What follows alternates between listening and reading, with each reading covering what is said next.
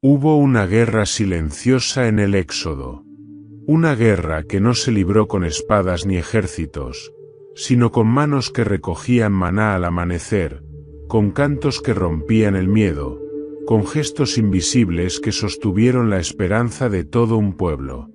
Mientras Moisés y Aarón son recordados en altares de historia, el verdadero motor de la liberación, el poder oculto de las mujeres, quedó casi borrado de los relatos oficiales. Hoy desenterramos esa verdad olvidada, la historia de las parteras que desafiaron a un faraón, de la madre que entregó a su hijo a un río traicionero, de la profetisa que cantó antes de ver el milagro. Quédate hasta el final para descubrir cómo, sin levantar una sola espada, ellas cambiaron el curso de la humanidad. Suscríbete ahora para no perderte las historias ocultas que transforman la fe. Comenta tu parte favorita y comparte este vídeo para que más descubran el poder de lo invisible. En las orillas del Nilo, bajo el abrasador sol egipcio que parecía no tener piedad ni siquiera para los débiles, florecía una tragedia silenciosa. No todos los gritos eran escuchados en la opulencia de los palacios. Entre los callejones polvorientos donde los hebreos gemían bajo el peso de la esclavitud, algo oscuro se cernía sobre ellos. Una orden, pronunciada en los salones de poder, dictaba la muerte de todo varón que naciera de su linaje. El faraón, temiendo el crecimiento de un pueblo que no podía controlar con látigos ni cadenas, había decidido quebrarlo desde su cuna. Sin embargo, en un acto que desafió la lógica del miedo, dos mujeres se interpusieron entre la espada y los inocentes. Sifra y Pua no eran reinas ni guerreras, tampoco profetisas renombradas ni esposas de líderes conocidos. Eran parteras. Sus manos, acostumbradas a traer vida en medio de la precariedad, ahora cargaban el peso de una elección que podía costarles la existencia. Cada parto se convertía en un escenario de tensión insoportable. Si el recién nacido era varón, debían, por orden real, sofocar su primer aliento antes de que su llanto pudiera anunciarlo al mundo. Pero en lo más profundo de su ser, Sifra y Pua sabían que obedecer significaría traicionar todo aquello que su fe les había enseñado. Ellas no respondían ante los ídolos de piedra de Egipto, sino ante el Dios viviente que había hecho una promesa antigua a sus antepasados. La noticia de su silenciosa rebelión se extendió primero como susurros entre las mujeres hebreas. Las parteras protegen a nuestros hijos. La esperanza, tan frágil como un susurro, empezó a revivir en los corazones oprimidos. Aun sabiendo que los ojos de los capataces egipcios los vigilaban, cada madre encontró en ellas un rayo de confianza, una última defensa entre sus hijos y la espada. Cuando los soldados egipcios empezaron a notar que los nacimientos de varones no disminuían, las sospechas no tardaron en llegar a los oídos del faraón. Se convocó entonces a Sifra y Pua al palacio, a los pies del trono donde la vida y la muerte se decidían con un mero gesto. Ante la fría mirada del monarca, las dos mujeres mantuvieron la cabeza erguida, no como retadoras, sino como quienes saben que obedecen a un poder mayor. ¿Por qué han dejado con vida a los niños varones?, exigió la voz del faraón, cargada de furia y desprecio. La respuesta de Sifra, acompañada por el firme silencio de Pua, fue sencilla, casi desarmante. Las mujeres hebreas no son como las egipcias, son robustas, y dan a luz antes de que lleguemos. Una verdad a medias, tejida con astucia, que desarmó la ira real. El faraón, irritado pero sin pruebas suficientes para condenarlas, las dejó marchar, urdiendo otros métodos para oprimir al pueblo. Las parteras habían ganado una batalla silenciosa, aunque la guerra estaba lejos de terminar. La victoria de Sifra y Pua no fue celebrada con trompetas ni registrada en los anales de la realeza, pero su eco resonó en las chozas de los hebreos, en el llanto de cada niño salvado, en la gratitud muda de cada madre que vio a su hijo vivir.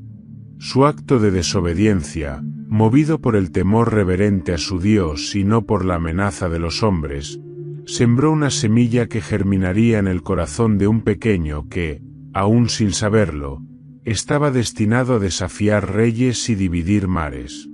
Con el paso de los años, su legado se mantendría oculto, como el susurro de una corriente subterránea que alimenta ríos caudalosos. Mientras los nombres de grandes conquistadores eran tallados en piedra, el nombre de dos humildes mujeres quedaba escrito en un libro que sobreviviría a imperios y a la erosión del tiempo. Su coraje silencioso se convirtió en la primera grieta en el muro del poder egipcio, un muro que comenzaba a mostrar fisuras invisibles a los ojos del faraón, pero que ante los ojos del cielo, era ya un edificio condenado a caer. Así, en el fragor invisible de la resistencia, mientras los látigos seguían silbando en los campos y las cadenas crujían en los tobillos de los esclavos, la historia de dos parteras anónimas empezaba a tejer la trama oculta de una liberación que cambiaría el destino del mundo. Y mientras Sifra y Puah regresaban a sus tareas cotidianas, lavando ropas, asistiendo partos y sonriendo en la penumbra de las tiendas hebreas, sabían que habían hecho más que salvar a niños. Habían plantado el primer acto de desafío contra un imperio que se creía invencible. Desde ese día, la historia del Éxodo ya no sería únicamente la historia de un hombre llamado Moisés, sino también la crónica no contada de mujeres cuyo valor susurró libertad entre los pliegues del tiempo. En una época donde el simple hecho de concebir era un acto de valentía, Joquebed caminaba silenciosamente entre la maraña de tiendas hebreas, ocultando bajo su vestido la promesa de una nueva vida. Cada movimiento, cada suspiro, era una plegaria muda, porque sabía que, si su vientre albergaba un varón, el edicto del faraón sellaría su destino antes siquiera de ver la luz del mundo. Sin embargo, en medio de la angustia, crecía en ella una determinación férrea, forjada en siglos de opresión y en la esperanza transmitida de generación en generación. Dios no los había olvidado, y ella no entregaría a su hijo a la muerte. El día llegó bajo un cielo encapotado, como si hasta las nubes lloraran por la suerte incierta del niño. Los dolores la sacudieron en el silencio de la noche, asistida solo por manos confiables que sabían lo que estaba en juego. Cuando el llanto del recién nacido rompió la oscuridad, Joquebed supo, con la certeza que tienen las madres, que había dado a luz a un varón. Lo envolvió con esmero, como si el delicado acto de cubrir su cuerpo pudiera también protegerlo del cruel destino que lo acechaba afuera. Durante 3 meses, cada amanecer era una batalla contra el miedo. Mantuvo al pequeño oculto, amamantándolo en susurros, acunándolo en la penumbra, apagando sus llantos antes de que traspasaran los delgados muros de su casa de adobe. Pero los rumores de inspecciones crecían como marea indetenible, y Joquebed entendió que su amor debía expresarse ahora en el acto más desgarrador, dejarlo ir para que viviera. Con manos temblorosas pero firmes, tejió una pequeña arca de juncos, impermeabilizada con brea, una diminuta embarcación de esperanza destinada a desafiar el río y a la muerte misma. No fue una obra apresurada. Cada fibra tejida, cada nudo anudado, fue un susurro de oración, un grito contenido que ascendía hacia los cielos suplicando por misericordia. No había garantía alguna, pero Joquebed no confiaba en la fuerza de sus manos ni en la mansedumbre del río. Confiaba en aquel que había prometido levantar a su pueblo. En el amanecer de un día en que el Nilo parecía más apacible, ella envolvió cuidadosamente al niño, depositándolo en la cesta, como quien entrega su corazón en manos invisibles. Acompañada solo por su hija Miriam, descendió silenciosamente hasta la ribera. El río, que para los egipcios era un dios, para ella era ahora un altar. Sin lágrimas, porque no podía permitirse la debilidad, colocó el arca sobre el agua y la dejó ir, observando cómo las corrientes se llevaban a su hijo, pequeño y vulnerable, hacia un destino desconocido. Miriam, siguiendo las instrucciones de su madre, se ocultó entre los juncos cercanos, observando de lejos, con el corazón palpitando contra su pequeño pecho. Los minutos parecieron siglos. El sol ascendía lento, dorando la superficie del agua mientras el arca flotaba, balanceándose como una hoja a merced del viento. Entonces, el sonido de voces interrumpió la quietud. Era la hija del faraón, bajando al río para bañarse, rodeada de sirvientas. Miriam contuvo la respiración mientras observaba cómo la princesa egipcia divisaba el arca, ordenaba traerla, y al abrirla, encontraba al niño llorando. En un instante, las reglas del mundo parecieron tambalearse. La hija del opresor, conmovida por la inocencia de un pequeño hebreo, decidió adoptar al niño como propio. Miriam, reuniendo un valor que rivalizaba con el de su madre, se acercó corriendo, y fingiendo casualidad, sugirió que buscara una nodriza hebrea para cuidar del niño. La princesa, sin sospechar el plan que la providencia tejía por debajo de su voluntad, accedió. Así, Joquebed fue llamada, no como madre, sino como nodriza, para criar a su propio hijo bajo la protección de la casa real. Joquebed, con el pequeño nuevamente en sus brazos, caminó de regreso a su humilde hogar, cargando no solo al niño, sino también la certeza de que su Dios era un Dios que veía, un Dios que actuaba incluso en los corredores del poder pagano. Ella le enseñaría su verdadero nombre, su herencia, su fe. Cada palabra susurrada en secreto sería una semilla plantada en el alma del niño, semillas que algún día florecerían en libertad para todo un pueblo. Durante años, crió a Moisés no solo con leche materna, sino también con historias de patriarcas, con canciones de esperanza, con relatos de un Dios que había hecho pactos con Abraham, Isaac y Jacob. Y cuando el tiempo llegó para devolverlo a la hija del faraón, Joquebed lo hizo sin amargura, sabiendo que había cumplido su parte en un plan mucho más vasto que su propio dolor. El Nilo, que había sido instrumento de muerte para tantos, se convirtió para ella en el cauce de un milagro. Joquebed, la mujer que desafió el edicto más temido de su tiempo, no empuñó espada ni dirigió ejércitos, pero cambió el curso de la historia con un arca de juncos, un acto de fe, y un amor que no se rindió ante el terror. Así, mientras Egipto seguía construyendo pirámides para eternizar sus dioses de piedra, una madre hebrea tejía, con hilos invisibles, el destino de un libertador, y con él, la aurora de un nuevo amanecer para su pueblo esclavizado. Cuando Joquebed colocó a su hijo sobre las aguas del Nilo, no solo confió en el Dios de sus antepasados, sino también en una pequeña figura silenciosa que, desde los juncos, vigilaba el destino de su hermano, Miriam. Aquel día, la niña de ojos vivaces y espíritu indómito se convirtió, sin saberlo, en la primera guardiana del sueño de liberación que aún palpitaba, débil pero persistente, en el corazón de su pueblo.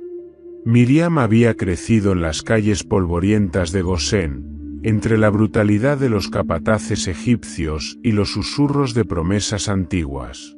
Cada noche, en los escasos momentos de descanso, escuchaba las historias de Abraham, Isaac y Jacob contadas por los labios agrietados de los ancianos.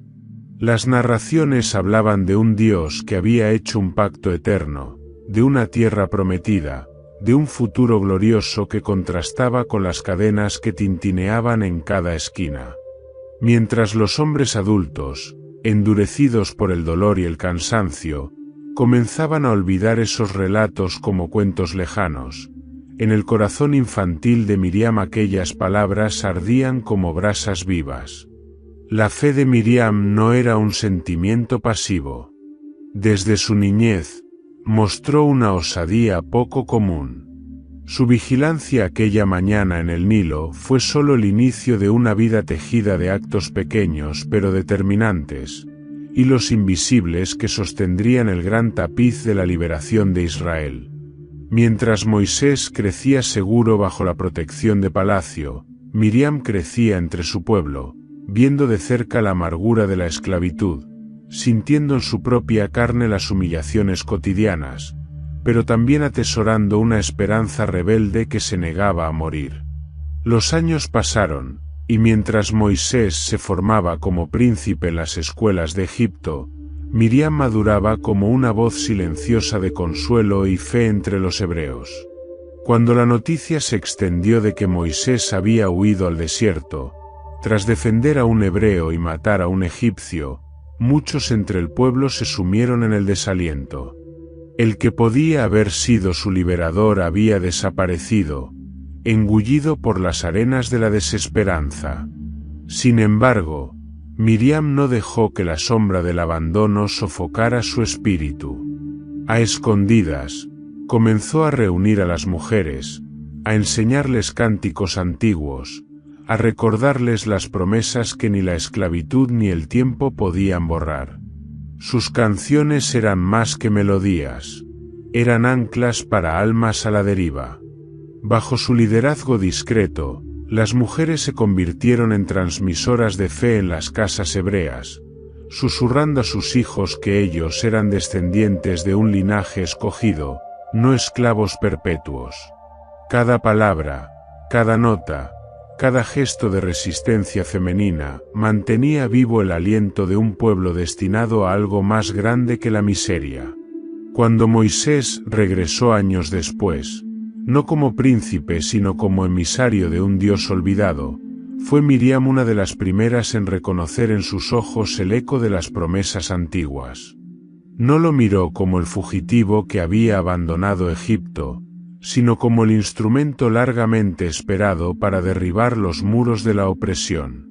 Su fe nunca había estado puesta en la fuerza de los hombres, sino en el cumplimiento ineludible de la palabra divina. Durante los primeros enfrentamientos con el faraón, cuando la situación parecía empeorar para los hebreos, Miriam sostuvo la esperanza colectiva en susurros, en cantos, en gestos silenciosos de aliento. Ella, junto a su madre Joquebed y otras mujeres anónimas, fue el sostén invisible de un pueblo que tambaleaba entre la fe y la desesperanza. Finalmente, cuando el Mar Rojo se abrió ante ellos como una herida viva en el cuerpo del mundo, y los hebreos cruzaron sobre tierra seca mientras el ejército egipcio se precipitaba tras ellos, fue Miriam quien recogió un pandero, no como instrumento de música ligera, sino como arma de guerra espiritual. Con cada golpe del tambor, con cada paso de danza, ella proclamaba la victoria no de un ejército poderoso, sino de un pueblo pequeño que había aprendido a confiar en el Dios que abre caminos donde no hay senderos. Miriam lideró entonces a las mujeres en cánticos que no solo celebraban la caída del enemigo, sino que marcaban el nacimiento de una nación nueva, parida en dolor, forjada en fe, nacida en el cruce de las aguas. Su voz, vibrante y firme, resonaba en el desierto como un eco de aquella antigua promesa. Cantaré al Señor, que se ha glorificado grandemente, al caballo y al jinete arrojó en el mar.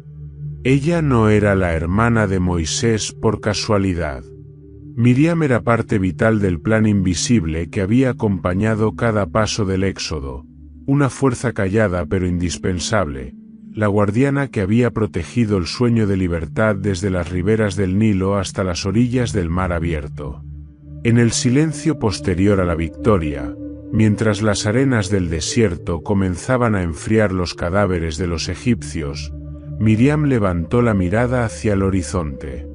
No era ingenua, sabía que la travesía apenas comenzaba, que el desierto tendría sus propias fauces de miedo y traición.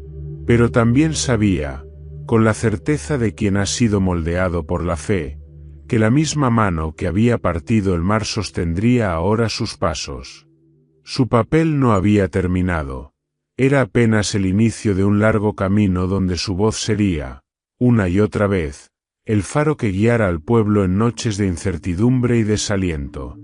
Mientras los tambores de la celebración se apagaban y el murmullo del pueblo se perdía en la inmensidad del desierto, Miriam permaneció firme. En su interior ardía el mismo fuego que había encendido desde su infancia, la convicción inquebrantable de que, aunque invisibles para los relatos de reyes y guerreros, las mujeres hebreas serían siempre las custodias silenciosas del pacto eterno. Mientras Egipto resplandecía en la cúspide de su gloria, adornado con templos que desafiaban a los cielos y faraones que se proclamaban dioses, había un rincón de su opulencia donde la compasión germinó silenciosa, desafiando la lógica de un imperio basado en la opresión. En medio de las losas de mármol y los estanques perfumados del palacio, habitaba una joven mujer cuyo corazón latía distinto al de la sangre real que corría por sus venas. Ella era la hija del faraón, cuyo nombre se perdería en los registros humanos, pero cuyo acto resonaría en la eternidad. Acostumbrada desde su nacimiento a una vida de privilegios, a la vista de sirvientes agachando la cabeza y esclavos temblando a su paso, la princesa creció en un mundo donde la piedad era vista como debilidad. A su alrededor, se erguían ídolos de piedra, jerarcas de mirada fría, sacerdotes ensimismados en rituales que poco tenían que ver con la humanidad. Y sin embargo, algo en su interior la mantenía distinta, como una flor extraña creciendo en un terreno hostil. Aquel día en que descendió al Nilo para bañarse, el aire estaba impregnado de la humedad dulce de las aguas y el rumor constante de la vida egipcia que nunca se detenía. Sus sirvientas la seguían como sombras, pero ella parecía abstraída, perdida en pensamientos que trascendían las obligaciones de su rango. Fue entonces cuando sus ojos repararon en una pequeña cesta atrapada entre los juncos. La curiosidad, instintiva y poderosa, la llevó a ordenar que la trajeran ante ella. Cuando abrió la canasta, no encontró un tesoro ni una ofrenda. Encontró a un niño, frágil, lloroso, envuelto en trapos toscos que hablaban más de necesidad que de adorno. Sus grandes ojos oscuros, llenos de lágrimas, se alzaron hacia ella, y en un instante, todo su mundo, con su rígido sistema de castas, con sus leyes inmutables, con sus credos inquebrantables, se desmoronó como arena en la marea. No vio a un hebreo condenado a morir, vio a un ser humano desvalido, una vida que clamaba silenciosamente por misericordia. La princesa, hija del faraón que había decretado la muerte de todos los varones hebreos, sintió su corazón inclinarse en una dirección que ninguna ley imperial podría corregir. Con manos temblorosas, acarició la mejilla del pequeño, susurrando palabras de consuelo que ni ella misma entendía del todo. Sabía que tomar a ese niño sería desafiar no solo a su padre, sino al propio orden establecido del mundo que conocía. Pero en ese instante, el amor venció al miedo. Cuando Miriam, una niña hebrea, emergió de entre los juncos sugiriendo buscar una nodriza, la princesa comprendió el riesgo y la oportunidad. Asintió con la solemnidad de quien sabe que su decisión será irreversible. A ojos de todos, ella sería la madre del niño. A ojos de su propio corazón, sería su protectora frente a un mundo que ya lo había condenado. Desde aquel momento, el niño, a quien ella daría el nombre de Moisés, salvado de las aguas, fue educado entre las columnas doradas del palacio, entre los papiros y los jardines sagrados, entre las cortes de faraones y generales. Sin embargo, la princesa nunca olvidó sus orígenes ni el precio oculto de aquella vida. Cada vez que veía a Moisés correr entre los patios de mármol, recordaba el pequeño bulto tembloroso entre los juncos, y su corazón se llenaba de una mezcla agria de ternura y temor. A escondidas, permitía que su hijo adoptivo tuviera contacto con su verdadera madre hebrea en los primeros años de crianza, un acto que, de ser descubierto, habría costado caro. Su amor no era el de una madre común, sino el de una mujer que decidió proteger la llama de un pueblo que no era el suyo, en el corazón mismo del imperio que buscaba extinguirlo. A medida que Moisés crecía y se destacaba entre los sabios de Egipto, la princesa veía en sus ojos una inquietud que no era común en la realeza. Algo en su espíritu parecía resistirse a la comodidad, a la arrogancia del poder. En lo profundo, ella entendía que ese niño, rescatado de la muerte por su mano temblorosa, no había sido salvado para vivir como un príncipe más. Había sido apartado para un propósito que ella apenas podía vislumbrar. La hija del faraón no vería los mares abrirse ni los cielos arder con señales divinas. No cruzaría el desierto ni cantaría bajo la sombra de la libertad. Su papel terminaría en las cámaras ocultas del palacio, donde su acto de compasión seguiría latiendo como una semilla enterrada bajo toneladas de piedra y olvido. Pero aunque la historia no grabara su nombre en las tablillas eternas, su gesto de piedad cambiaría para siempre el curso de la humanidad. En el corazón del opresor, en el epicentro del poder más temido, floreció una chispa de humanidad que, sin saberlo, alimentó el fuego que consumiría los grilletes de todo un pueblo. La hija del faraón, en su acto de rebelión silenciosa, se convirtió en el primer refugio para aquel que sería llamado libertador, recordándole al mundo que incluso en la casa de los enemigos de Dios, el amor puede sembrar su estandarte y vencer la muerte. El viento del desierto no solo arrastraba arena y piedras, también arrastraba destinos caídos y esperanzas extraviadas. Moisés, tras huir de Egipto como un proscrito, se adentró en esas vastas soledades donde los gritos se perdían sin eco, donde cada paso era una batalla contra la soledad y el remordimiento. El que había sido criado como hijo de Faraón, el que había vestido lino fino y aprendido la lengua de los sabios, se encontró convertido en un simple fugitivo, sin tierra, sin propósito, sin nombre. Su vida, que un día pareció destinada a la gloria, había sido reducida a polvo entre las dunas. Fue en ese exilio amargo donde Moisés encontró algo que ni los palacios egipcios ni los dioses de piedra le habían ofrecido jamás: la posibilidad de renacer. Llegó a la tierra de Madián, y junto a un pozo, ese antiguo símbolo de encuentros providenciales, su vida volvió a entrelazarse con el destino de una mujer extraordinaria. Allí, mientras descansaba bajo el sol inclemente, presenció una escena de injusticia. Pastores rudos expulsaban a unas jóvenes que intentaban dar de beber a sus rebaños. Moisés, impulsado por un sentido innato de justicia que ni la educación egipcia había logrado extinguir, intervino. Defendió a las muchachas, permitiéndoles abrevar a sus animales en paz. Entre aquellas jóvenes estaba Séfora, hija de Jetro, sacerdote de Madián. Cuando relató en su casa el encuentro con aquel desconocido de origen incierto, su padre, sabio en discernir los hilos invisibles del destino, ordenó que lo invitaran a quedarse. Así comenzó una nueva etapa para Moisés, lejos de las intrigas de Egipto, entre un pueblo nómada que veneraba a un dios que aún no había revelado su nombre.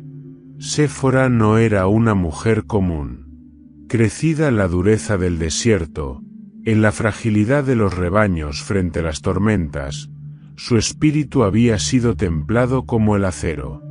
En sus ojos brillaba una inteligencia serena y en su carácter, una firmeza silenciosa que no necesitaba palabras para imponerse.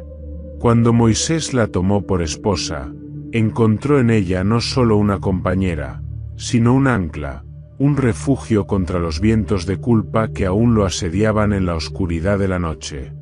Los años transcurrieron en Madián, y Moisés aprendió el arte de vivir con humildad, guiar ovejas en terreno árido, leer las señales de las estrellas, encontrar agua donde parecía no haber vida. Pero el destino, tan paciente como implacable, no lo había olvidado. Una zarza ardiente en el monte Horeb, una voz que desgarraba los silencios antiguos, lo llamó a recordar quién era, y más aún, para qué había sido preservado. Dios mismo lo envió de regreso a Egipto para liberar a su pueblo. Con su cayado en mano y el peso del mandato divino sobre sus hombros, Moisés emprendió el viaje de regreso, acompañado por Séfora y sus hijos. Pero el camino no sería sencillo. Una noche, en algún recodo polvoriento entre Madián y Egipto, ocurrió un misterio oscuro, velado por los siglos. Dios, aquel que lo había llamado, salió a su encuentro para matarlo. El texto sagrado, breve y estremecedor, no explica del todo este episodio, pero deja entrever un peligro mortal que pendía sobre Moisés por no haber circuncidado a su hijo, rompiendo el pacto ancestral de Abraham. En ese instante crítico, cuando la vida de Moisés pendía de un hilo invisible, fue Séfora quien actuó. No hubo dudas en sus movimientos. Con una piedra afilada, tomó a su hijo y realizó el rito antiguo, derramando la sangre del pacto que Moisés había olvidado o temido cumplir. Luego, tocó con la sangre los pies de su esposo, pronunciando palabras que eran más acusación que consuelo: «Tú me eres un esposo de sangre». Con ese acto de fe y violencia sagrada, Séfora apaciguó la ira divina y salvó la vida de Moisés. Aquel momento, oculto entre líneas escuetas de los relatos, resplandece como un testimonio silencioso del papel esencial de esta mujer extranjera en la historia de la salvación. Sin ella, el libertador no habría llegado nunca ante el faraón. Sin ella, el clamor de Israel habría permanecido sofocado bajo las piedras de Egipto. Séfora no era una espectadora pasiva de la historia, era una protagonista invisible, una fuerza vital en la sombra. Su decisión, tomada en un instante de urgencia, con sangre y fe como únicas armas, preservó el hilo de la redención. A partir de ese momento, su papel quedó entrelazado para siempre con el de Moisés, aunque sus huellas serían a menudo borradas por la grandeza de los eventos que seguirían. Mientras Moisés enfrentaba a Faraón, invocaba plagas, y partía mares, Séfora permanecía como un eco silencioso en su vida. La mujer que, cuando la muerte lo reclamó, intervino. La mujer que, cuando el futuro tembló, sostuvo con sus propias manos la promesa del pacto. Y así, mientras los grandes relatos de la liberación hablarían de prodigios y prodigadores, de batallas y leyes, el corazón de la historia seguiría latiendo gracias a una extranjera valiente que, en una noche olvidada del desierto, escribió con sangre la continuidad de un pueblo entero. Cuando el éxodo comenzó, cuando las cadenas se rompieron y los hebreos salieron de Egipto en un mar de júbilo contenido, muchos ojos miraron hacia Moisés, hacia Aarón, hacia los prodigios que los liberaron. Sin embargo, en la sombra de esa marcha titánica, había una multitud silenciosa, una fuerza sin la cual ninguna promesa habría sobrevivido: las madres del desierto. Mujeres cuyos nombres no quedaron registrados, pero cuyas manos sostuvieron, día tras día, la vida misma del pueblo. Ellas eran quienes, durante generaciones, habían amamantado a los hijos en medio de la opresión, quienes arrullaron a los pequeños para que sus llantos no atrajeran a los capataces, quienes escondieron la identidad hebrea en canciones de cuna y oraciones murmuradas en la penumbra de las chozas. Mientras los varones agotaban su fuerza levantando ladrillos bajo el látigo egipcio, las mujeres resistían en lo oculto, preservando la cultura, la fe y la dignidad de Israel. La esclavitud no solo destruye cuerpos, intenta erosionar almas, borrar memorias, anular esperanzas. Pero en la calidez de sus brazos, en el calor de sus hogares improvisados, estas mujeres mantuvieron vivo un fuego que ni siglos de opresión pudieron extinguir. Cada vez que preparaban pan con las migajas que les dejaban, cada vez que enseñaban a sus hijas a hilar, cada vez que susurraban las antiguas promesas de un Dios libertador, libraban una batalla más profunda que la de los ejércitos. Cuando llegó el momento de partir, ellas no dudaron. Cargaron a los niños sobre sus espaldas, amarraron fardos de pan sin levadura, empacaron las reliquias familiares, piedras, amuletos, objetos sencillos que llevaban la memoria de su pueblo, y caminaron, sin saber hacia dónde, pero sabiendo que no podían quedarse donde la vida misma era una sentencia de muerte. Los desiertos son implacables, y la travesía que les esperaba sería brutal, pero en los rostros de las madres hebreas no había rastro de miedo, solo una determinación antigua, tejida de siglos de dolor y promesas no cumplidas. En cada parada, mientras los hombres discutían sobre la dirección o sobre los peligros inminentes, las mujeres se encargaban de mantener la vida en movimiento. Ellas recogían el maná al amanecer, cocinaban en improvisados fuegos de piedra, cuidaban de los enfermos, calmaban a los niños asustados, lavaban ropas con el agua escasa que encontraban en los oasis dispersos. Eran las guardianas de la vida cotidiana, tejedoras invisibles de la supervivencia. Cada vientre que albergaba una nueva vida en medio del desierto era un acto de fe desafiante. Cada parto, celebrado en la precariedad de la arena, era una victoria silenciosa contra la muerte. Mientras los relatos de prodigios llenaban las bocas de los hombres, ellas vivían sus propios milagros diarios. Hijos que sobrevivían, alimentos que no se agotaban, esperanzas que no morían. Las madres del desierto también transmitieron disciplina y enseñanza. No bastaba caminar hacia la libertad. Había que criar una generación que no volviera a ansiar las ollas de carne de Egipto, que no se rindiera a la nostalgia de la esclavitud cómoda. Por eso, entre las canciones y los cuentos que narraban a sus hijos bajo las estrellas del Sinaí, les enseñaban que eran un pueblo escogido, libre, sagrado, destinado a ser más que siervos, destinado a ser luz entre las naciones. Pero la carga no era solo física. Las madres del desierto llevaban también el peso de la incertidumbre. Vieron a sus seres queridos caer en rebelión, murmuración, idolatría. Sostuvieron la esperanza cuando el cansancio amenazaba con doblegar a la comunidad entera.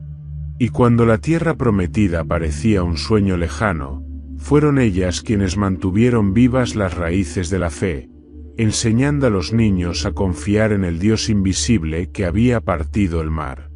No hubo cantos de victoria para ellas. No hubo altares erigidos en su honor.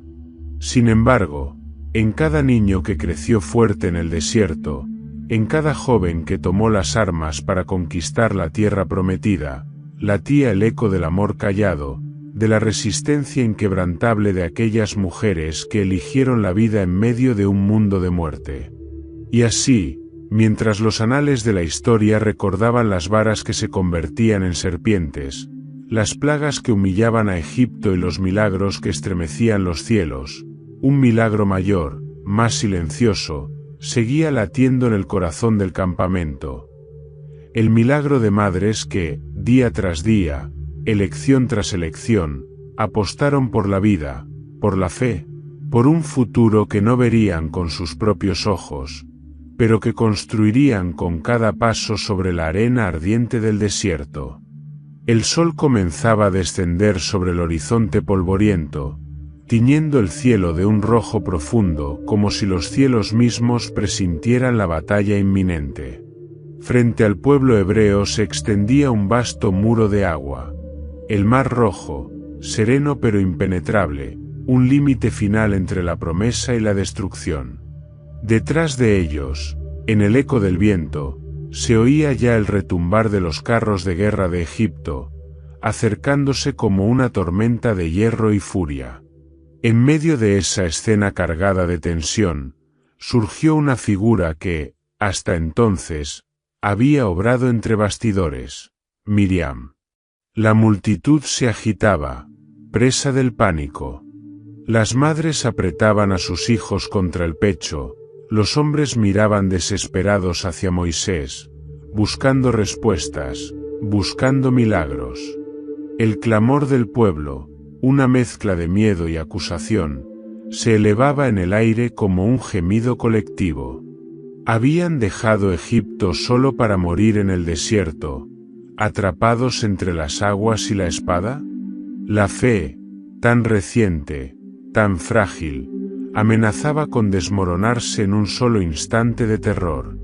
Fue entonces cuando Miriam, que había visto nacer la esperanza en un canasto de juncos flotando sobre el Nilo, que había mantenido encendida la llama de la promesa durante años de esclavitud, se adelantó entre la multitud. Su rostro, curtido por el sol y por las lágrimas secretas de una vida entera de lucha, irradiaba una convicción que ni el mar ni los ejércitos podían quebrantar. Ella no levantó una vara ni pronunció conjuros. Su rebelión era de otra naturaleza, era la rebelión de la fe. Con un pandero en la mano, Miriam comenzó a golpear el ritmo de la vida, un latido ancestral que recordaba a su pueblo quiénes eran y a quién pertenecían. No era un acto de necedad ni de fuga emocional, era un acto de guerra espiritual, un desafío directo a la desesperanza que pretendía devorarlos. El sonido del pandero rompió la parálisis del miedo. Como un susurro primero, como un viento creciente después, las mujeres del campamento comenzaron a acercarse, una tras otra, siguiendo a Miriam. No llevaban armas ni armaduras, llevaban la fe que el tiempo no había logrado erosionar. Golpearon sus panderos, elevaron sus voces, y entonaron un canto que atravesó las aguas y se alzó hasta los cielos.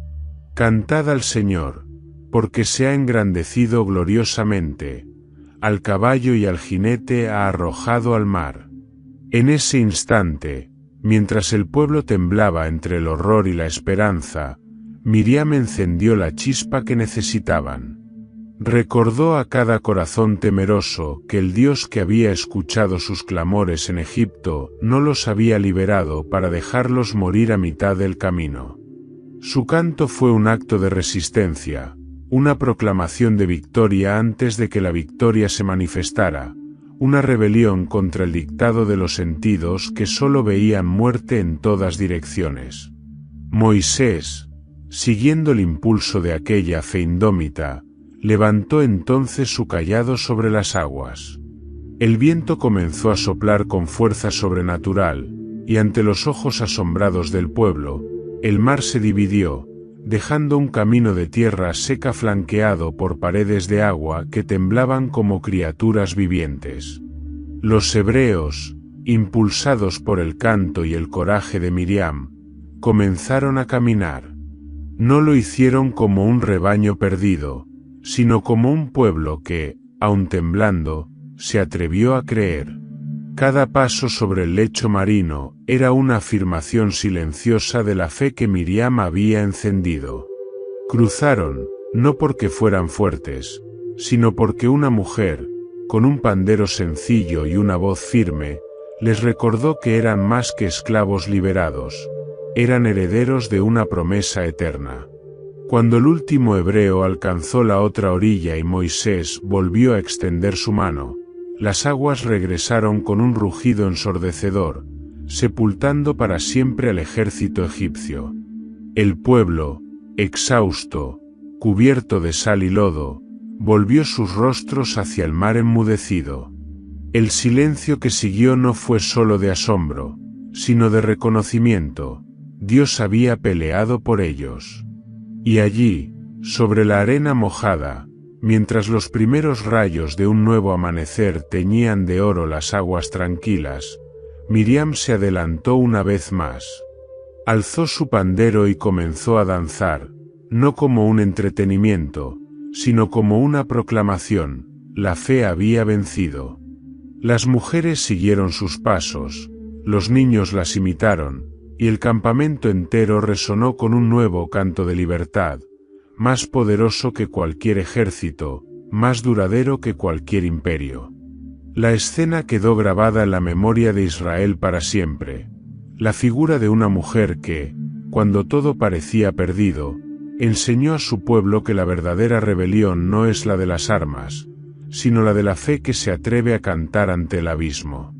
Miriam, la hermana de Moisés, la vigía de los sueños, había guiado a su pueblo no solo a través del agua, sino también a través del miedo. Y en las generaciones que vendrían, cuando los descendientes de los esclavos contaran a sus hijos cómo cruzaron el mar, no solo hablarían de Moisés y su vara, sino también de Miriam, la profetisa, la mujer que danzó en la frontera entre la muerte y la vida, marcando con su canto el primer paso hacia la verdadera libertad. El cruce del Mar Rojo no fue el final de la travesía, sino apenas el primer paso hacia una libertad que aún debía ser aprendida, moldeada, conquistada. Más allá de las aguas abiertas, se extendía el desierto, un océano de arena implacable, donde el cielo ardía de día y las noches mordían con frío helado. Allí, en ese escenario áspero e implacable, el pueblo de Israel tuvo que aprender a vivir día tras día dependiendo únicamente de un Dios invisible. Y mientras los relatos hablaban de Moisés, de nubes y de columnas de fuego, hubo otra historia, más callada pero no menos heroica, que sostenía a la nación en cada amanecer: la historia de las mujeres del Éxodo. Cuando el hambre rugió entre las tiendas improvisadas, y las reservas que habían traído de Egipto se agotaron como el rocío al sol, el pueblo gimió, y Dios respondió enviando el maná, pequeños copos, como semillas blancas, que cubrían el suelo con la primera luz de la mañana. Era alimento divino, sí, pero requería trabajo humano. No llovía pan directamente en los platos. Había que salir, recogerlo, prepararlo, convertirlo en sustento diario. Y fueron las mujeres quienes, con manos pacientes y persistentes, convirtieron ese regalo etéreo en pan que sostenía la vida de toda una nación. Cada amanecer, antes de que el sol ascendiera demasiado alto y derritiera el maná, ellas se levantaban de sus lechos de tierra y salían a la llanura aún cubierta de bruma.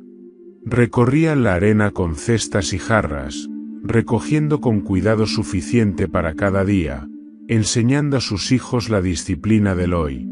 Ni más ni menos de lo necesario, un acto diario de fe en que el mañana traería nueva provisión. Pero su labor no terminaba allí. Transformaban el maná, lo molían, lo cocinaban, lo amasaban en formas sencillas pero nutritivas. En medio del polvo y la precariedad, creaban espacios de vida donde los niños podían crecer, donde los ancianos podían ser alimentados, donde los guerreros podían encontrar fuerzas renovadas para seguir caminando hacia la promesa. Más allá de la comida, las mujeres eran las tejedoras de la comunidad. Construían y mantenían las tiendas, refugios frágiles, levantados con telares y cuerdas, que se convertían en hogares en medio de la vastedad sin límites. Cada tienda no era solo un techo contra la intemperie, era una declaración: aquí vivimos, aquí resistimos, aquí somos el pueblo de Dios.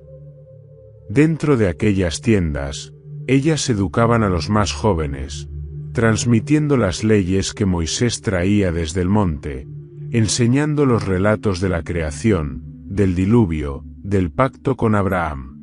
Si el cuerpo del pueblo marchaba a través del desierto, su alma se formaba en las manos de las madres, tías, hermanas y abuelas que moldeaban el carácter de una generación que no conocía el látigo egipcio, sino la voz libre del desierto. No fue tarea fácil. Hubo días en que el maná parecía insípido, en que las tiendas parecían jaulas, en que el polvo invadía todo, y la nostalgia por Egipto, con sus ollas de carne y sus huertos de frutas, se hacía casi insoportable. La tentación de rendirse, de volver atrás, acechaba como un espejismo constante. Pero una vez más, en las cocinas improvisadas, en las canciones entonadas al filo de la noche, en los cuentos narrados a la luz mortecina del fuego, las mujeres mantenían viva la esperanza. Eran ellas quienes, con su persistencia diaria, enseñaban a sus hijos a vivir del pan que caía del cielo, a confiar en una providencia que no siempre se manifestaba de manera espectacular, sino en los actos simples y constantes de cada jornada. Mientras los grandes prodigios eran cantados por generaciones, el milagro silencioso de su resistencia quedó susurrado apenas en las grietas de la historia, como un viento que sostiene, sin ser visto, la vela de un barco en alta mar. Y en los días en que el pueblo murmuraba, en que el cansancio convertía el viaje en una carga insoportable, eran también las mujeres quienes recordaban, con palabras sencillas y gestos cotidianos, que su Dios no los había abandonado. Él nos da pan cada mañana, decían al repartir las tortas cocidas. Él nos cubre bajo este toldo de lino, susurraban mientras reparaban una tienda desgarrada por el viento. A menudo olvidadas en los relatos de conquistas y batallas, las mujeres del Éxodo sostuvieron la vida en sus detalles más esenciales, con una fe que no clamaba protagonismo ni exigía reconocimientos, pero que era tan vital como el fuego que alumbraba las noches del desierto. Así, mientras las estrellas centelleaban en el firmamento sin fin, sobre un pueblo errante que avanzaba un día a la vez, la fidelidad de miles de manos femeninas mantenía vivo el sueño que una vez flotó, frágil y tembloroso, en una canasta de juncos sobre las aguas del Nilo. El desierto no solo fue un escenario de penurias físicas, fue también un campo donde nacieron nuevas ideas, donde se forjaron principios que jamás habrían podido crecer bajo las sombras de Egipto. La libertad no se limita a romper cadenas externas, exige reconstruir, repensar, rehacer el alma de un pueblo. Y en ese proceso lento y doloroso de renacimiento nacional, hubo voces inesperadas que, con valentía silenciosa, reclamaron su lugar en la historia. Entre ellas, brillan con luz singular las hijas de Zelofead: Mala, Noa, Jogla, Milca y Tirsa, 5 mujeres, hermanas unidas no solo por la sangre, sino también por un propósito que el tiempo no había logrado apagar. Su padre, Zelofead, había muerto en el desierto, sin dejar hijos varones. Bajo la costumbre de aquel tiempo, eso significaba que su nombre, su herencia, su memoria se desvanecerían, tragados por las reglas implacables de una tradición que no preveía espacio para mujeres en la transmisión de la tierra prometida. Pero ellas se negaron a aceptar el olvido como destino. No fueron movidas por ambición egoísta ni por rebeldía vacía. Su reclamo surgía de un entendimiento profundo de la promesa misma. Israel no era una nación nacida para replicar las injusticias del mundo antiguo. Si habían sido liberados de la esclavitud, ¿no debía también la justicia florecer entre ellos, para hombres y mujeres por igual? Con el coraje que brota de la convicción, las 5 hermanas se presentaron ante Moisés, Eleazar el sacerdote, los jefes de las tribus y toda la congregación, en la entrada del tabernáculo. Era un acto de una audacia sin precedentes. Mujeres reclamando su voz en los asuntos del campamento, mujeres solicitando no solo justicia personal, sino justicia para su linaje, para su padre, para su pueblo. Su petición fue clara y directa: nuestro padre murió en el desierto, y no estaba entre los que se rebelaron contra el Señor. ¿Por qué habría de ser borrado su nombre de entre su clan, solo por no haber tenido un hijo varón? Danos posesión entre los hermanos de nuestro padre. Un silencio profundo debió haberse cernido sobre el campamento. Era un momento sin precedentes. Las miradas se cruzaron, quizás algunos con asombro, otros con desaprobación, otros, tal vez, con admiración contenida. Moisés, el legislador del pueblo, no apresuró su respuesta. Reconociendo la gravedad de aquel momento, llevó la causa directamente ante Dios. Y la respuesta divina no dejó espacio para dudas. Bien dicen las hijas de Zelofead: les concederás posesión de heredad entre los hermanos de su padre, y trasladarás la heredad de su padre a ellas. No solo eso, a raíz de su valiente reclamo, Dios dictó una nueva norma para toda Israel: cuando no hubiera hijo varón, la herencia pasaría a las hijas. Así, 5 mujeres, desprovistas de ejército, de riqueza, de influencia, cambiaron la estructura misma de la ley. Su acto resonó más allá del momento. En un mundo donde las mujeres eran a menudo invisibles ante las leyes de herencia y poder, las hijas de Zelofead se alzaron como símbolos vivos de un nuevo orden, donde la voz de las invisibles podía, y debía, ser escuchada. No reclamaron solo tierras, reclamaron el derecho de existir plenamente dentro del sueño prometido. La historia de estas mujeres se extendió entre los campamentos, contada en los círculos familiares, susurrada entre las madres a sus hijas. Una chispa de esperanza de que, en la tierra que se aproximaba, no solo cambiarían los dueños de la tierra, sino también los corazones y las estructuras que definían la vida. La valentía de Mala, Noa, Jogla, Milca y Tirsa no fue una rebelión contra el liderazgo de Moisés ni contra la estructura tribal de Israel. Fue una rebelión contra la resignación, contra la injusticia pasiva. Fue un acto de fidelidad a una visión más alta, la visión de un pueblo que debía reflejar en su seno la justicia del Dios que los había liberado. Así, mientras el campamento seguía su avance errante por los parajes hostiles, mientras las generaciones se sucedían y los días se acumulaban en cansancio y espera, el eco de su paso ante el tabernáculo no se apagó. En sus rostros se reflejó no solo la lucha de una familia por una porción de tierra, sino la lucha de todo un pueblo por convertirse verdaderamente en lo que Dios soñaba para ellos. Porque la libertad verdadera no se mide solo en kilómetros recorridos, ni en enemigos derrotados, sino en la capacidad de levantar la voz cuando el derecho, la memoria y la dignidad claman por ser restaurados. Cuando el pueblo de Israel, asentado al pie del monte Sinaí, recibió la orden de construir un santuario para el Dios que los había liberado, no se trató de un simple capricho ni de un adorno religioso. Era algo mucho más grande. Dios mismo quería habitar en medio de ellos. La majestad de los cielos, que no podía ser contenida por los templos más fastuosos de las naciones, se proponía manifestarse en una tienda modesta, construida por manos humanas. Y entre esas manos, vibrando como cuerdas invisibles en la gran sinfonía de la redención, estaban las manos de las mujeres. La orden de Dios, transmitida a través de Moisés, fue clara. El pueblo debía ofrecer de su corazón lo mejor de sus posesiones para la obra sagrada. Oro, plata, lino, pieles, maderas preciosas. Cada artículo debía ser trabajado con esmero, no simplemente por habilidad técnica, sino por devoción genuina. En este llamado, Las mujeres respondieron de una manera que los anales del tiempo jamás lograron borrar.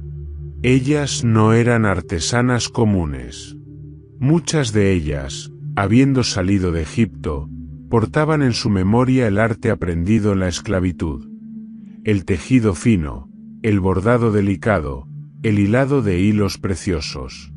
Sabían cómo transformar materiales ásperos en obras de una belleza tan sublime que desafiaban la dureza de su entorno. Y ahora, ese conocimiento, que antes había servido para adornar palacios paganos, sería consagrado para el único Dios verdadero. Tomando sus ruecas, sus agujas, sus telares improvisados, las mujeres comenzaron a trabajar. No lo hacían por vanidad, ni para exhibirse, sino por un impulso más alto. Sabían que cada hilo entrelazado, cada color elegido, cada puntada precisa, se convertiría en parte de la morada de su Dios. Así, en medio del polvo y el trajín del campamento, surgieron piezas que no tenían igual en la tierra. Velos de lino fino bordados con querubines en hilos de púrpura, azul y carmesí, cortinas majestuosas que separaban lo profano de lo santo, vestiduras sagradas para Aarón y sus hijos, tejidas con una destreza que parecía rozar lo divino. El tabernáculo no era solo una tienda funcional. Era una obra de arte viva, un testimonio tangible de la belleza que nace cuando el corazón humano se une en propósito con la voluntad divina. Y en cada pliegue de los velos, en cada diseño oculto las cortinas, en cada franja dorada de los mantos sacerdotales, latía el pulso firme y anónimo de mujeres que ofrendaron su talento como una forma de adoración. Las mujeres del desierto no solo fueron tejedoras de telas, fueron tejedoras de esperanza. En cada hilo que se entrelazaba en el telar, tejían también su fe en un Dios que caminaba con ellas, que veía su trabajo silencioso, que valoraba su arte no como un simple ornamento, sino como un acto de comunión sagrada.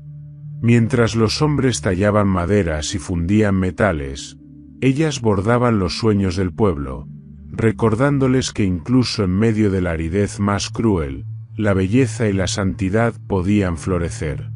Cuando finalmente el tabernáculo fue erigido y la nube de la gloria divina descendió sobre él, envolviendo la tienda en una luz sobrenatural, no solo fue la culminación de un proyecto arquitectónico.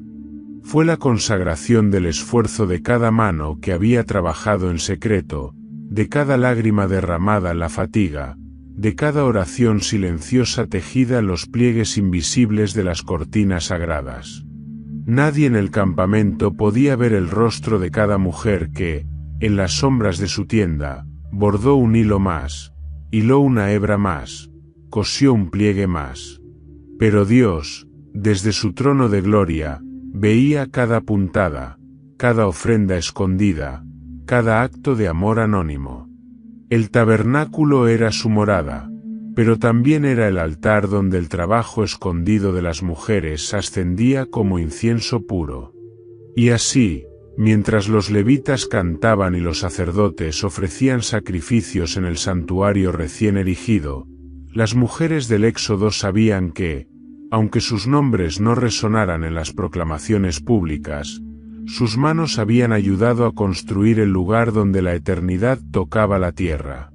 Cada hilo era un testimonio, de fe, de belleza, de la profunda certeza de que, incluso en el desierto, Dios estaba entre ellos, y que cada acto de amor, por pequeño e invisible que fuera, tenía su eco en la eternidad. El polvo del desierto ya no era un enemigo nuevo para Israel. Se había convertido en parte de su existencia diaria. Sin embargo, el verdadero peligro no provenía del calor ni de la escasez, sino de algo más sutil y corrosivo, la rebelión que comenzaba a crecer dentro del mismo corazón del pueblo. No todas las cadenas habían quedado atrás en Egipto. Algunas seguían atadas al alma, cadenas de ambición, de orgullo, de descontento que aguardaban el momento oportuno para manifestarse. Fue entonces cuando surgió Coré, de la tribu de Leví, junto con Datán, Abiram y otros hombres de renombre. Se levantaron contra Moisés y Aarón, desafiando la autoridad que Dios mismo había establecido. Sus palabras, envueltas en aparente justicia, sedujeron a muchos. Todo el pueblo es santo, y Dios está en medio de todos nosotros. ¿Por qué se levantan ustedes sobre la congregación del Señor? La rebelión de Coré era peligrosa no solo por el desafío abierto, sino porque envenenaba la confianza, sembraba dudas, debilitaba la fe. La insurrección se extendió rápidamente entre los campamentos como una enfermedad silenciosa, contagiando corazones cansados, alimentándose de frustraciones acumuladas, de sueños postergados en medio del exilio interminable. En ese clima de tensión y peligro, donde las palabras podían costar la vida, surgieron nuevamente las mujeres de Israel, no con espadas ni gritos, sino con discernimiento y decisión. Muchas de ellas, especialmente entre las familias de Datán y Abiram, se encontraron ante un dilema que desgarraba su ser: seguir a sus maridos en una rebelión contra el liderazgo de Dios o apartarse silenciosamente, aun a riesgo de sus vínculos más sagrados. La historia, breve en su relato pero profunda en su enseñanza, muestra que no todas las esposas y madres de los rebeldes siguieron el llamado de la insurrección. Algunas, entendiendo que no toda multitud lleva razón y que no toda revuelta es justa, eligieron la vida. Se apartaron de las tiendas de los hombres que se habían entregado a la arrogancia, protegiendo así a sus hijos y a sí mismas del juicio que se avecinaba. Fue una elección difícil. No se trataba de un gesto político, sino de un acto de fe pura. Confiar en que Dios era justo, en que el liderazgo de Moisés, aunque imperfecto a ojos humanos, era el instrumento escogido para guiar a Israel. Implicaba desafiar a esposos, padres, hermanos, vecinos, resistir la presión social que arrastraba a tantos hacia el abismo de la rebelión. La mañana en que el juicio descendió sobre los insurrectos, el campamento entero tembló. Moisés, con un dolor visible en su rostro, advirtió al pueblo: «Apartaos de las tiendas de estos hombres impíos y no toquéis nada suyo, para que no perezcáis en todos sus pecados». Las mujeres que ya habían tomado su decisión no vacilaron. Con hijos en brazos, con pertenencias apenas recogidas, se alejaron de las tiendas que pronto se convertirían en tumbas. Y entonces, ante los ojos atónitos de toda la congregación, la tierra se abrió bajo los pies de los rebeldes. Coré, Datán, Abiram y todos los que se unieron a ellos fueron tragados vivos, junto con sus posesiones, en un estruendo que pareció rasgar el mismo corazón del desierto. El eco de ese cataclismo se extendió como un lamento sordo por todo Israel. Pero aquellas mujeres que eligieron la vida quedaron de pie. No fueron absorbidas por la tierra, sus hijos no perecieron con los necios. Su fe, invisible para la mayoría, fue su refugio en el día del desastre. Ellas demostraron que la verdadera valentía no siempre se encuentra en las hazañas ruidosas, sino en las decisiones silenciosas que se toman en los momentos más oscuros. Después de la tragedia, el campamento tardó días en recobrar una apariencia de normalidad. Las heridas no eran solo físicas, eran heridas en la confianza, en la unidad, en la memoria colectiva. Y en medio de ese dolor, las mujeres que habían resistido la tentación de la rebelión comenzaron, una vez más, su tarea silenciosa de reconstrucción, consolando a los huérfanos, curando a los heridos, enseñando a sus hijos que la verdadera libertad no consiste en hacer lo que se quiere, sino en obedecer la voz de aquel que los había liberado. No fueron coronadas ni aclamadas. No buscaron reconocimiento ni alzaron estandartes.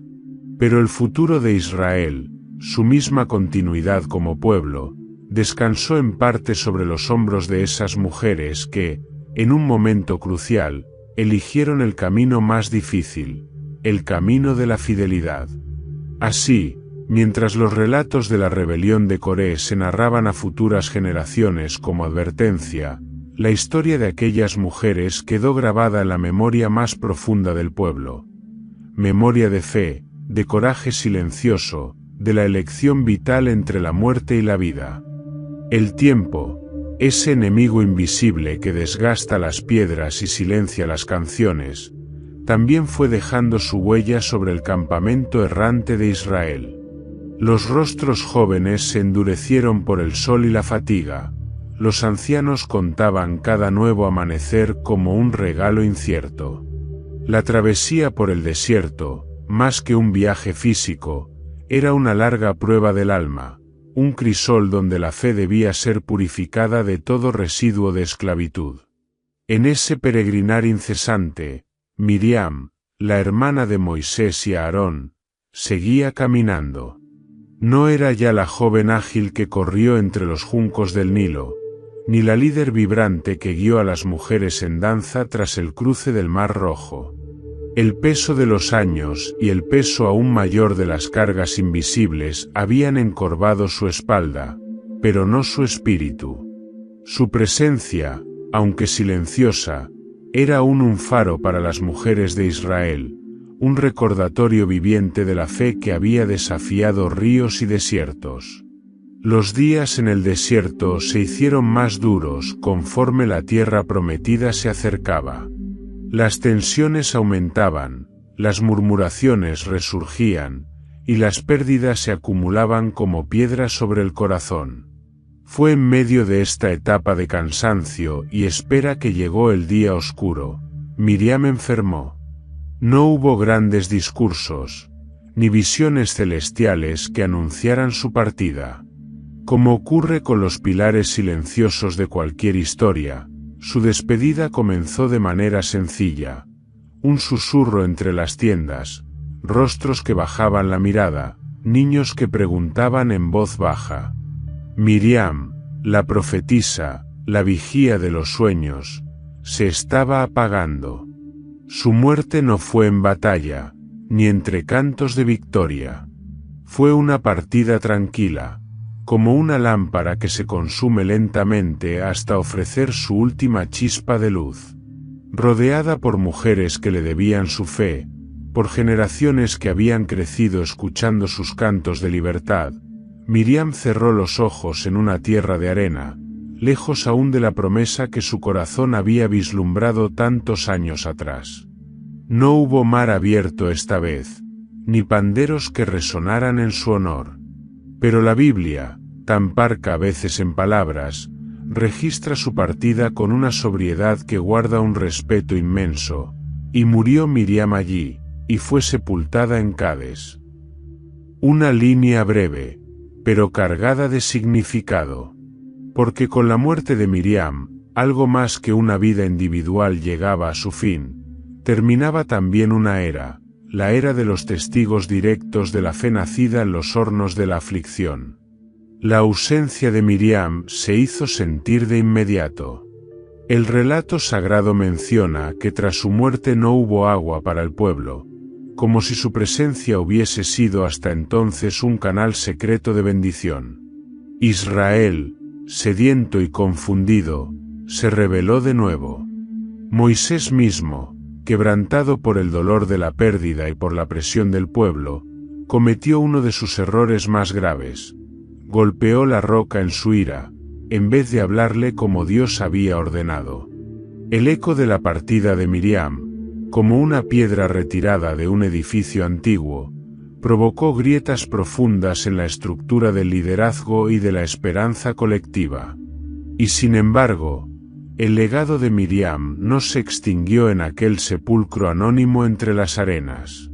Su memoria siguió latiendo en cada mujer que recogía el maná al amanecer, en cada madre que enseñaba a sus hijos los cantos de liberación, en cada joven que danzaba en honor al Dios que había partido el mar. Miriam no había vivido para sí misma. Su vida fue una ofrenda constante, de vigilancia, de fe, de palabra, de esperanza.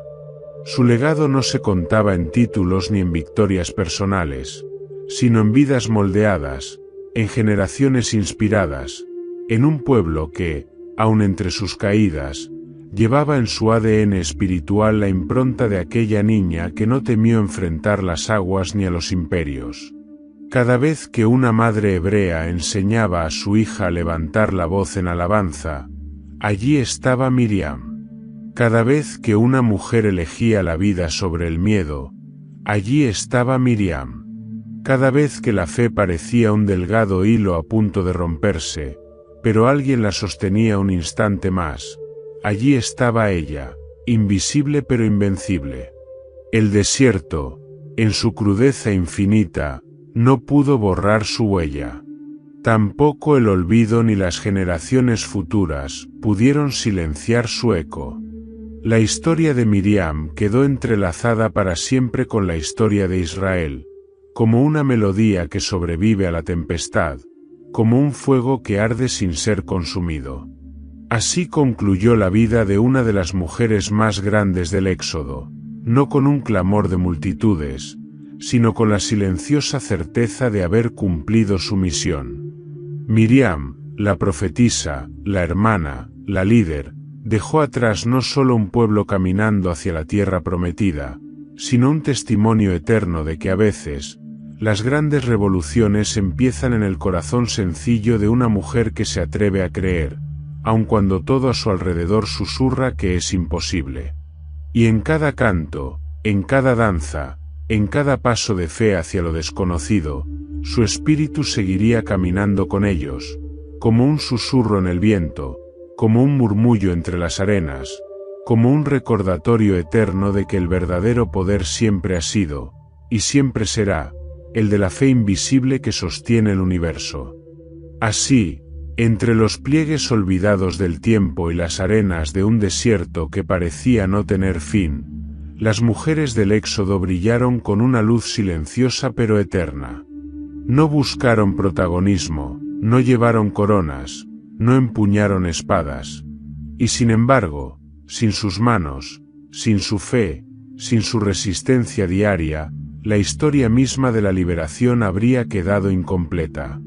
Desde las valientes parteras que desafiaron a un imperio, hasta la madre que desafió las aguas del Nilo, desde la hermana que vigiló los sueños del libertador, hasta la hija del faraón que tuvo el valor de compadecerse, desde la esposa extranjera que salvó a su marido del juicio divino, hasta las tejedoras que bordaron la morada del Dios eterno.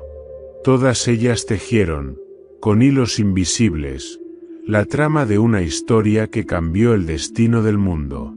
Hoy, sus nombres, algunos recordados, otros enterrados en el anonimato, nos susurran que los actos de fe, de coraje y de amor más profundos no siempre se gritan desde los púlpitos ni se inscriben en monumentos de piedra.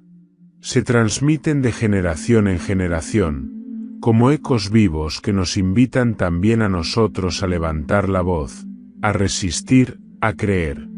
Si esta historia tocó tu corazón, te invito a suscribirte para seguir explorando juntos estos relatos olvidados pero eternamente vigentes.